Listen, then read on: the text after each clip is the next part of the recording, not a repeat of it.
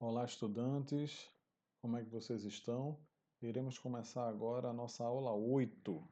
Esta aula 8, ela é a primeira aula da cinemática. Da 1 a 7, nós tivemos as aulas relacionadas à pré-cinemática. Agora nós estamos iniciando a primeira aula com os conceitos e fundamentos da cinemática.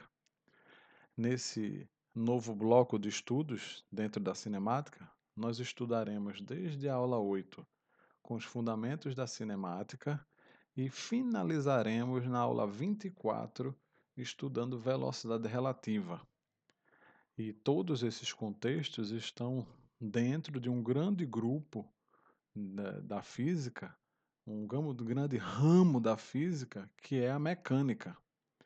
E aí, o que é a mecânica? É a ciência que estuda os movimentos. Então, para nós estudarmos os movimentos, a gente precisa organizar as ideias e separar em grupos de classificação. Por exemplo, quando nós vamos estudar cinemática, a gente vai estudar os movimentos sem se preocupar com as causas que geram esse movimento. Esse é o foco do nosso estudo da aula 8 a 24. Vamos estudar o movimento sem se preocupar com as forças que motivaram aquele movimento. Não fazemos análises do conceito de força. Agora, quando a gente continua estudando o movimento, só que agora se preocupando com as causas que geraram esse movimento, nós entramos no grande ramo da dinâmica. E aí, se nós avançarmos, quando nós avançarmos nesse conceito, a gente vai ver que as forças também justificam as condições de repouso, ou seja, o não movimento, que aí vai ser estudado pela estática. Então, nós temos aqui a estática para não movimento, a dinâmica para movimento e tudo isso sendo justificado pela ação de forças.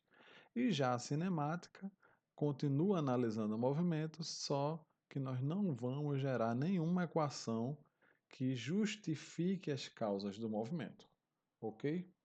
Então, nós vamos aqui, agora buscar os conceitos iniciais que regem essa estrutura, tá? E aí, dentro dos conceitos básicos da cinemática, nós começamos a ver aqui com vocês o conceito de ponto material, que está aqui, e corpo extenso. Qual a diferença entre esses dois conceitos? Bem simples. Corpo extenso, quando eu olho aquele corpo, aquele objeto, um celular, um tablet, uma mesa, uma cadeira ou um carro, quando eu observo o carro, por exemplo, esse carro aqui na figura, olha, quando eu olho esse carro aqui, eu vejo que o tamanho dele é quase do tamanho da vaga de garagem. Ou seja, ele é muito grande em relação ao espaço que eu estou analisando. Quando eu olho esse automóvel em relação a essa garagem, as dimensões dele não podem ser desprezadas. Consequentemente, iremos defini-lo, classificá-lo como um corpo extenso.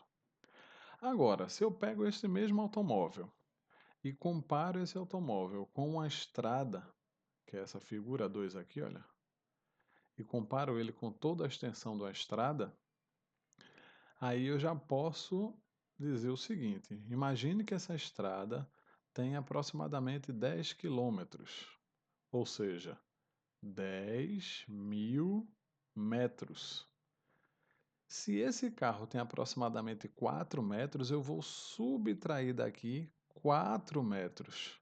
Aí, será que 4 metros em relação a esses 10.000 metros vai fazer uma diferença expressiva?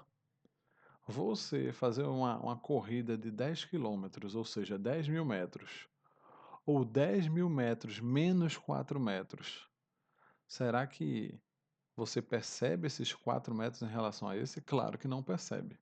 Ou seja, os 9.996 metros é praticamente igual aos 10.000 metros. 9.996 é muito próximo de 10.000. Conclusão, aqueles 4 metros é tão pequeno em relação à medida original, que a gente despreza. Quando a gente está numa situação dessa, que nós conseguimos desprezar, nós classificamos este corpo, nesta análise, neste momento, como um ponto material. Agora, vamos entender o nome, ó, ponto. Ou seja, eu vou entender que este meu carro é representado simplesmente por um ponto material, ou seja, tem matéria. Eu não vou desprezar a sua massa. Então, ponto material, eu desprezo as dimensões, mas eu jamais irei desconsiderar a massa. A massa estará toda concentrada naquele ponto. Veja que o mesmo carro, que ora é definido como corpo extenso quando é comparado com a garagem, ele passa a ser definido como ponto material quando é comparado com a estrada. Ok? Vamos em frente. E este ponto material, ele pode ser localizado em 3 condições diferentes: sobre uma reta, sobre um plano ou no espaço. Então, se for sobre uma reta, imagine aqui uma reta, onde nesta reta existe o ponto aqui que eu vou chamar do ponto P. Aqui está o zero da origem dessa minha reta. Essa minha reta pode ser a reta X, medida em metros, por exemplo. E aqui está o objeto nesse ponto P de abscissa x1. Então, aqui vai ser P de x1. Ah, Ricardo, não estou compreendendo. Tanta letra, isso é meio confuso. A tradução disso aqui é o seguinte, pessoal. Eu estou nesta posição agora. Imagine você na posição que você está. Você está a alguns metros de uma parede. Suponha que o zero está na parede e a distância, a linha reta que une da parede até você, vai ser o valor desse x1, aquela distância que une você, certo? Porque de 0 até x1 existe uma distância que é x1 menos 0. Deixa eu apagar aqui, não era para colocar um igual. Cadê? Borracha. Aqui, ó. Vamos voltar. Caneta. Apaguei no lugar errado. Vamos ajeitar aqui. Vou apagar esse. Ótimo. Agora, x1 menos 0 é o próprio x1. Ou seja, aquela distância é simplesmente o valor de x1. Por isso que a distância da parede até você é a posição x1, certo? Agora imagine que nesse local que você está em pé, existe todo um solo. Então existe aqui, olha, um eixo para cá e um eixo para cá, certo? Suponha agora que nós temos o eixo Y e o eixo X, e você está aqui. Então, como localizar esse corpo? Existe alguma distância em relação ao zero, que é a origem lá, olha. Então, eu me desloco aqui e encontro este ponto, a distância que ele está em relação ao eixo X. Aqui é x1. Só que agora eu encontro também este ponto, que é a distância que ele está em relação ao eixo Y, que eu vou chamar de y1.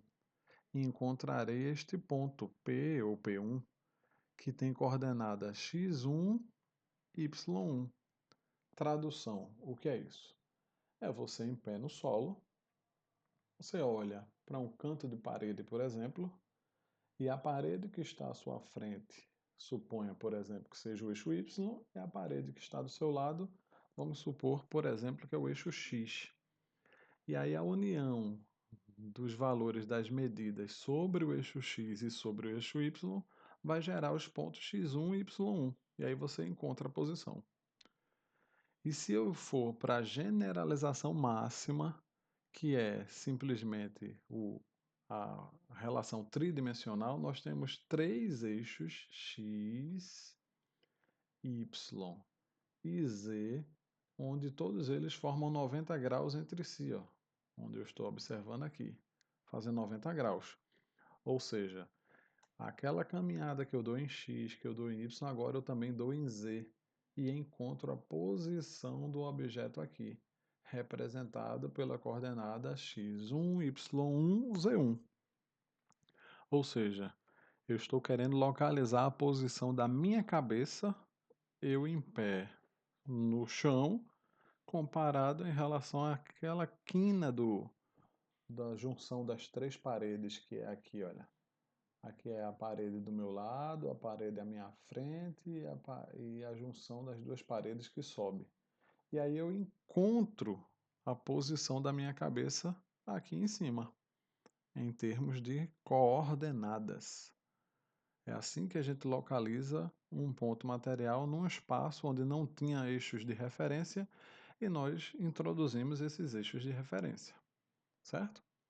E aí, esses eixos de referência nos remete ao conceito de referencial ou sistema de referências. Então, observe, eu estou utilizando o eixo X ou os três eixos coordenados x, y, z para determinar a posição de um objeto. Só que eu posso fazer uma comparação mais simples. Por exemplo, aqui está uma curva. Esta curva tem uma certa dimensão, tem um certo tamanho. Essa curva aqui, ela é grande ou pequena? É estreita ou larga?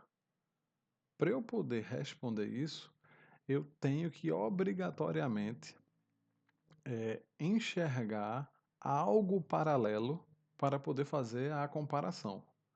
Como assim?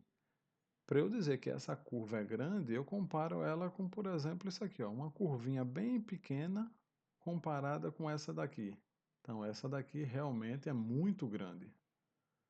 Essa daqui será definida como curva grande porque eu comparei com essa pequena.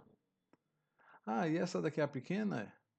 É, em relação a essa daqui, porque se eu colocar um ponto, ela já é grande em relação a esse ponto. Então, para eu classificar qualquer que seja o fenômeno, eu preciso fazer uma comparação. Esta comparação é o que nós chamamos de nosso referencial, ok? Alguma dúvida até aí? Qualquer coisa, pausa o vídeo, volta, anota direitinho para que a gente siga sempre aprendendo. Vamos em frente. Imagine agora que eu estou observando esse rapaz aqui sentado nessa poltrona.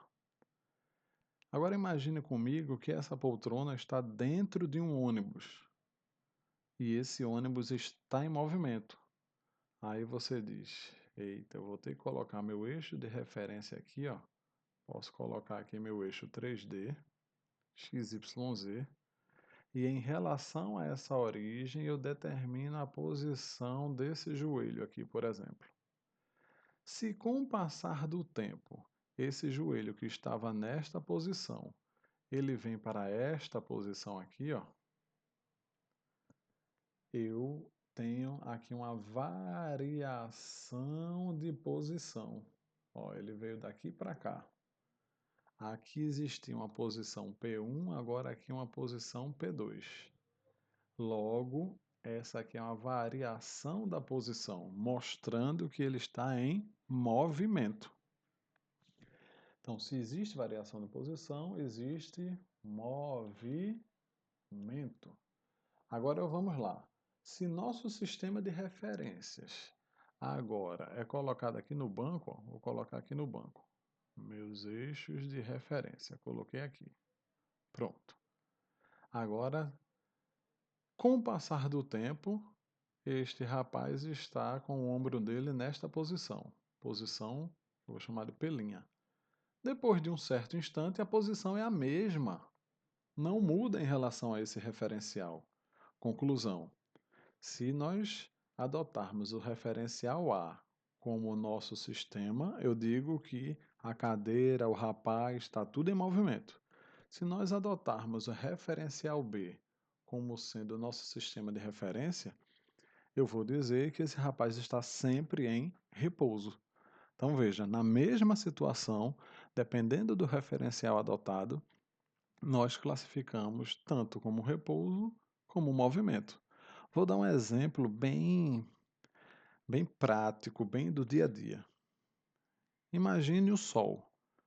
Você está lá 8 horas da manhã e observa o sol surgindo um pouco acima da linha do horizonte.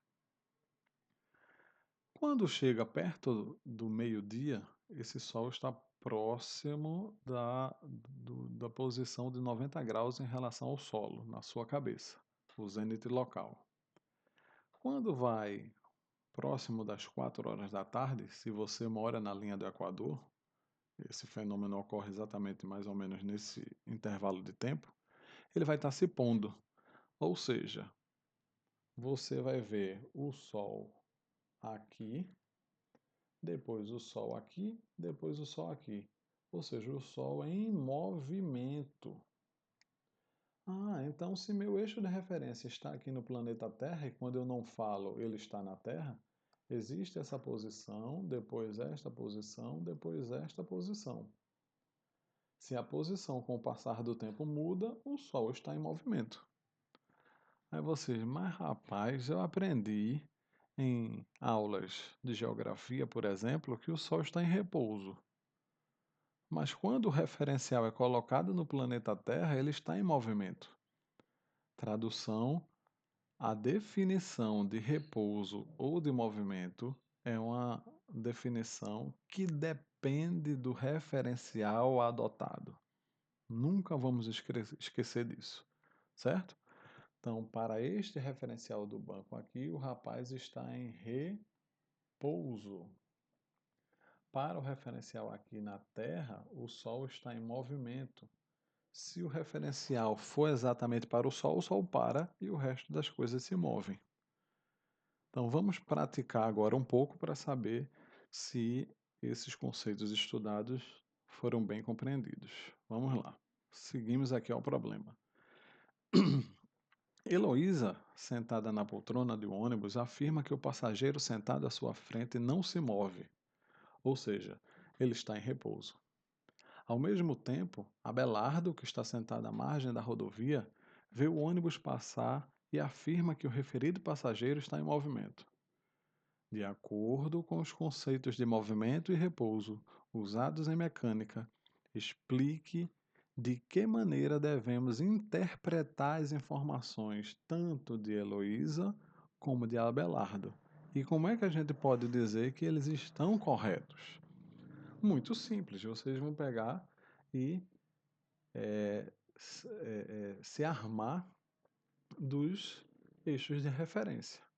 Se o referencial adotado aqui é o próprio ônibus, ó, coloquei aqui meu eixo no próprio ônibus. Tá aqui, ó. O referencial de Heloísa é o ônibus. Com o passar do tempo, a posição deste rapaz em relação ao referencial não muda. Se a posição não muda, para ela, ele realmente está em repouso. Ótimo. Agora, o referencial adotado para Abelardo está aqui no solo, olha. O referencial dele está aqui na superfície do planeta Terra. Daí, este rapaz tem esta posição em relação à origem aqui, ó. E depois de um certo tempo, o ônibus vai estar passando aqui, ele vai estar nesta outra posição. Então, se a posição muda com o passar do tempo, está em movimento. Aí você pode resumir dizendo que no referencial ônibus, o rapaz está em repouso. No referencial superfície da Terra, o rapaz está em movimento. Ok? Bem simples, basta aplicar a teoria estudada que esse problema não gera nenhuma dúvida. Vamos seguir para o segundo problema. Agora, neste problema, ele nos mostra uma tabela referente aos 100 metros rasos, tanto de uma prova masculina como os 100 metros rasos de uma prova feminina. E nesta tabela, veja que interessante, nós temos da primeira à quarta colocação, da primeira até a quarta colocação, tanto do masculino como do feminino. Temos os nomes dos participantes, tempo de reação e tempo de prova. O que é tempo de reação, gente? Veja só, ocorre um disparo, um barulho, um estampido para que se inicie a corrida. Se os atletas partem em momentos diferentes, a corrida queima, né? A largada é queimada e tem que se repetir essa largada para iniciar a corrida. De que maneira? De que maneira que todos partam juntos. Só que esses juntos não é efetivamente juntos, porque aquele movimento de levantar e correr, existem milésimos de segundos que diferenciam um atleta do outro, que é o que está aqui representado na tabela, olha. Quem ganhou aqui a corrida teve um tempo de reação de 0,183, ou seja, 183 milésimos de segundo. Já o segundo lugar teve um tempo de reação bem menor, ou seja, ele começou a correr antes do primeiro colocado. Dá para perceber? O primeiro colocado ficou esse tempo todo parado ainda, enquanto esse ficou um tempo parado bem menor, desde que ouviu o disparo até o início da corrida. Mesmo ele ficando com um tempo de repouso pequeno, ele demorou correndo e perdeu. Então, aqui nós temos os tempos de reação e tempos de corrida, tanto do masculino como do feminino. O texto aqui retrata isso que nós explicamos, tá? Pausem aí o vídeo, deem uma leitura nesse texto e vamos agora para as perguntas. Considere as proposições a seguir. Na prova de 100 metros masculino, que é aquela primeira tabela, o atleta Francis, que é aquele primeiro colocado, partiu antes que os outros e por isso ganhou a corrida? Vamos voltar aqui. Quem partiu antes dele foi o segundo colocado. Quem partiu antes dele foi o terceiro colocado. E só agora ele partiu. Ou seja, aqui são as colocações de quem ganhou a prova. E se eu fosse ordenar de quem partiu primeiro foi este. Quem partiu em segundo foi esse, quem partiu em terceiro e quem partiu em quarto. Então, pelos tempos de reação, quem sai primeiro é esse, e não quem ganhou. Quando ele diz aqui, ó, partiu antes, falso, ele partiu depois, inclusive foi o terceiro a partir. Esse item é falso. Vamos para o item 2. O tempo de corrida da atleta Irina foi maior que da atleta Ekaterina. O tempo de corrida de Irina foi maior do que Ekaterina. Então vamos olhar. Irina está aqui em terceiro lugar. E Ekaterina está em segundo lugar. Opa, elas possuem o mesmo tempo de prova. Por que Ekaterina ficou na frente de Irina? Porque Irina começou a correr antes. Então teve mais tempo correndo. E Ekaterina começou a correr depois, então teve menos tempo correndo. Se tem menos tempo, ela fica na frente. Se eu subtrair esta medida desta, dará um número que é menor do que esta medida menos esta. Tranquilo? Então a tabela está correta e Ekaterina tem um tempo menor de corrida. Já aqui na proposição 2, ele diz que Irina tem um tempo maior. Não, Irina tem um tempo menor. Irina, opa, falei errado. E Ekaterina foi a segunda colocada. Vamos olhar aqui. E Ekaterina, segunda colocada. Então ela tem um tempo pequeno. O tempo de Ekaterina é menor que o tempo de Irina. Ou seja, o tempo de Irina é maior que o tempo de Ekaterina. E é isso que ele diz. O tempo de Irina é maior que o tempo de Ekaterina. Verdadeiro. Item 3. O tempo médio de reação das mulheres é menor que o dos homens. Tempo de reação, gente, é essa coluna aqui, ó. Tempo de reação está nesta coluna. Tempo de reação do homem, ó, 0,83. Da mulher, ninguém chegou a 0,83, tudo antes. 0,84, ninguém chegou, ó. 0,167. 167, o único que chegou perto foi esse, mas ainda é menor.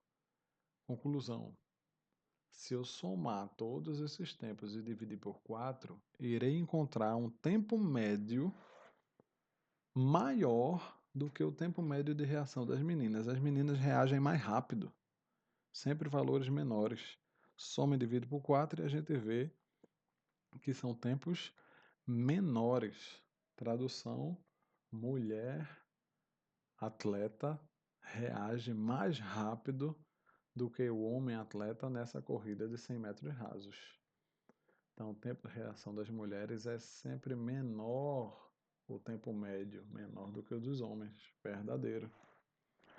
O tempo médio de corrida dos homens é menor do que os das mulheres. Então, quando eu venho aqui, ó, para o eixo do tempo de corrida, tempo de corrida é aqui.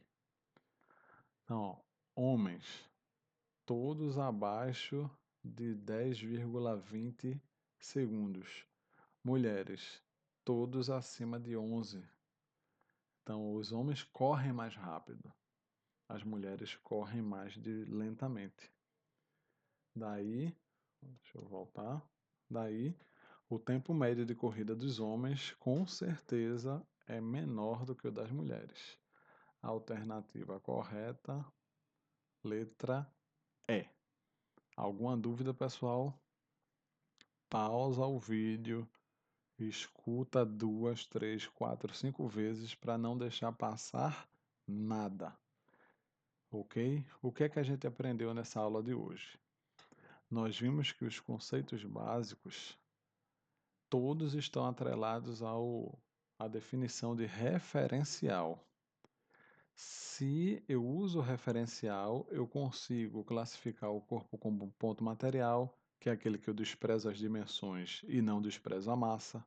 Posso classificá-lo como corpo extenso, que é aquele que nem as dimensões nem a massa são desprezíveis. Posso definir, inclusive, se o corpo está em repouso ou se está em movimento, sempre comparado com esse referencial. Ok? Entendido? Peço que avaliem esse vídeo positivamente. Se entenderam, diga que entendeu. Se não gostou, diga que não gostou. Ok, pessoal? Até a aula 9. Um forte abraço a todos.